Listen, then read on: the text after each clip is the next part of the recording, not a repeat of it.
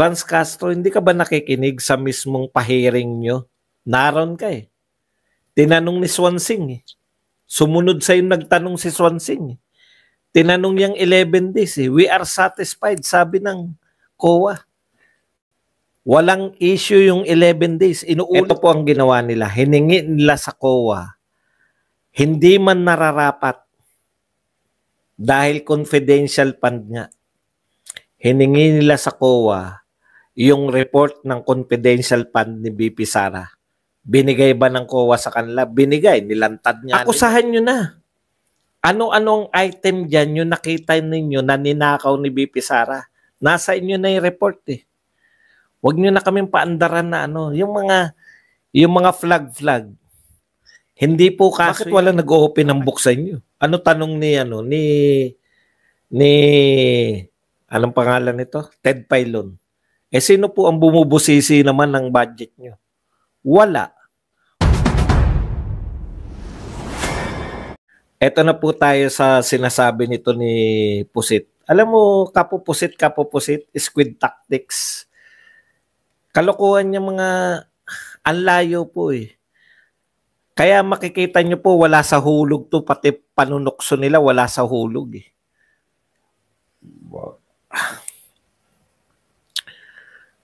No? Bakit?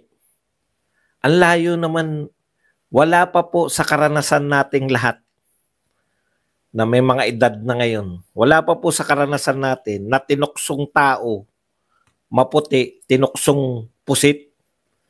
Kaya po tinutuksong pusit dahil maitim. Tamo, maghanap rin lang ng panukso, palpak pa. Ganyan po, kapurol ang mga utak. Walang katuturan. Kaya hindi nagka-catch up eh. Walang dating eh.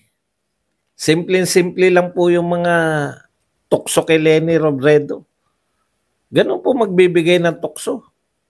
Mga Duterte, napakasisimple lang. BBM bangag. Oh. Si Duterte natin una narinig yun. Very catchy, no? Simple lang, pero rock ang dating. Leni Lutang, ganun lang. May nalalaman pa kayong pusit, nagtataka pa eh. Leni Uts.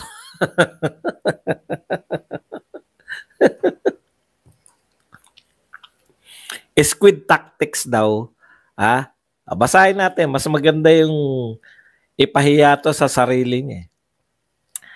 While the visit is described as personal and not political, we must remain vigilant and focus on the more significant issues at hand, holding Vice President Duterte accountable for 125 million in confidential funds spent in just 11 days in 2022, Castro said. Huling-huli na to eh. Hindi ka ba nakikinig sa mismong Franz Castro, hindi ka ba nakikinig sa mismong pahiring nyo? Naroon ka eh. Tinanong ni Swansing eh. Sumunod sa'yo nagtanong si Swansing eh. Tinanong niyang 11 days eh. We are satisfied, sabi ng COA. Walang issue yung 11 days. Inuulit mo na naman. Ginagawa mo na naman ng issue yung 11 days. Walang issue yung 11 days. Sabi mismo ng COA.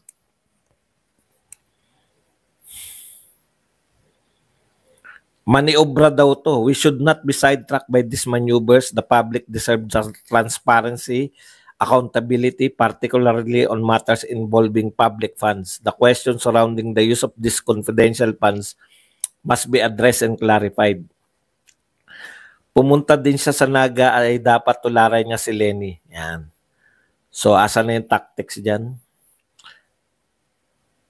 O, yan. So, ang sabi nito ni Castro, no, squid tactics to divert public attention from pressing issues. Yung sinasabi niyang pressing issues, confidential fund. May problema daw yung confidential fund noong 2022. May problema din daw yung confidential fund noong 2023. Kaya nagkakaroon ng problema kasi ginagawa niyo ng problema. Wala naman talagang problema eh. No? Eto hiningi ninyo. Kahit hindi na po nila unawain, basta tayo nagkakaunawaan. Ito po ang ginawa nila. Hiningi nila sa COA. Hindi man nararapat dahil confidential fund nga. Hiningi nila sa COA yung report ng confidential fund ni BP Sara. Binigay ba ng COA sa kanila? Binigay. Nilantad nga nila eh. Kung nilantad nyo na, binigay na sa inyo, wala kayong makitang problema, ano yung sinasabi nyo pa rin? Problematic yung paggasta? Ganun pa rin? Akusahan nyo na. Ano-anong item dyan yung nakita ninyo na ninakaw ni BP Sara? Nasa inyo na yung report eh. Huwag nyo na kaming paandaran na yung mga flag. Hindi po kaso yan. Matagal na pong sinabi ni Tatay Digong, lahat ng ahensya na pa-flag, trabaho po ng COA yan. Alam niyo yung parang nag-check yung teacher. Teacher ka, nag-check ka ng mali. Pag may nakita kang mali, ekesan mo.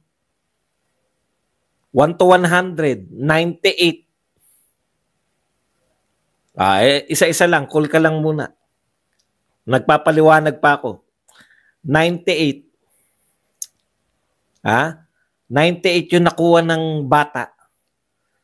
Sa normal na mag-isip, yung 98 na yun, out of 100, putang talino mo.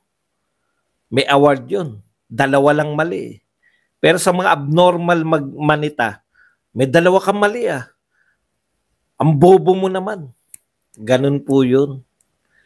No? Ganun po nila pinalalabas yun. Natural may makikita dyan. Yung COA, kaya nga sila COA. Kung wala na sila makikita, parang ang ine-expect ba natin perfecto? Lahat ng magte-test. Alam niyo po ba? Makakalahati ka lang, 75 ka na sa normal na pag-grade. Hindi pa nga makalahati, di ba? Kinukwenta pa nga yan, yung highest at lowest, meron pang formula dyan na kakaiba. Pero hindi po normal na tuwing may makikitang mali yung teacher, ang tawag na sa mga bata ay bobo. 2 lang ang mali out of 100. Super talino yun. Pero dahil mga abnormal tong mga nagsusuri, akala nila lahat ng mga makitang pagkakamali, alam niyo yung ibig ko sabihin? Kaya nga sila COA. Dahil marami silang nakikita. Kung wala silang makikita, hindi sila bagay sa COA. Ang COA, lahat yan. Kulang ng isang pirma, kulang ng ganun, kulang ng petsa. Yan po ang tinitignan nila sa mga papeles. Okay. Disallowance. Okay lang sana, no? Okay lang sana yung disallowance na yan. 2022 may disallowance. 2023 wala pang disallowance. Badong 2023 daw pati daw 2023. Isa lang, cool lang kayo. Isa-isain lang natin. Pag sinabi pong disallowance, krimen ba yan? Hindi. Kasi kung krimen yan, sinampahan na ng impeachment si BP Sara. Gigil na gigil nga sila impeach. Hawak na nila yung papel Tandaan po nyo, hawak mo na yung papel. Hindi naman tayo bobong mga tao. Gusto nilang impeach si BP Sara. Wala silang makitang impeachable. Yun po yun. Yung po bang notice of disallowance, krimen? Hindi po. Kung krimen yan, edi mas malalaki yung notice of disallowance ng Department of Agriculture, Department of Transportation, at Department of Public Works and Highways. Bakit hindi nila inimbitahan? Bakit nila imbitahan yan? Hindi naman si Sara Duterte ang pinuno niyan. Kung hindi nga nag-resign si Sara Duterte sa DepEd, kakalkalin pa rin nila. Actually, kinalkal nga nila yung DepEd, di ba? Yun. Ang point lang, hindi naman totoo yung gusto nila. Hindi naman totoong transparency yung gusto nila. Ang gusto nila, idiin si Sara Duterte. Placido, galit na galit ka kanina sa live mo. Baka atake. Di ba? Hindi naman transparency gusto nila. Bukang bibig lang nila yung transparency dahil kung ang gusto nila transparency, nauna pa si Tatay Digong na magsabi na open the books. Unang maisog pa lang. Unang maisog rally pa lang. Sinisigaw na ni Tatay Digong open the books.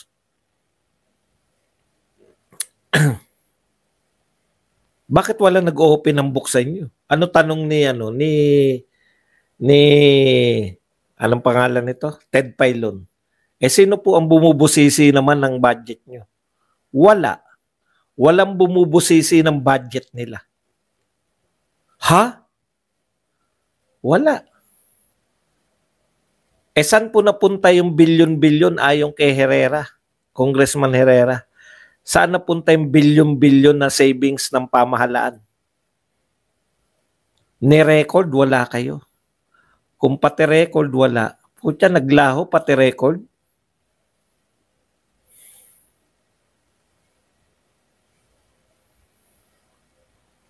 Hindi po pwedeng pati record maglaho. Naglaho na nga yung pera, pati record, naglaho. Tapos, mananawagan kayo accountability. Alam niyo po, galing ako sa gobyerno. Dalawasin ko po yung AOM na yan. Wala po namamatay dyan. Notice of disallowance, may 6 months ka pa. Alam niyo ba kung kailan lang nabigyan si BP Sara ng notice of disallowance? August. Alam niyo pa petsa, August 24. September, inimbestigahan niyo. Wala nga kayong nakita eh. Wala kayong nakita. Hawak nyo na yung papel galing sa COA. Wala kayong nakitang katiwalian. Pinalalabas lang ninyo na may katiwalian. Kasi yung mga tao hindi sanay sa mga tawag na disallowance.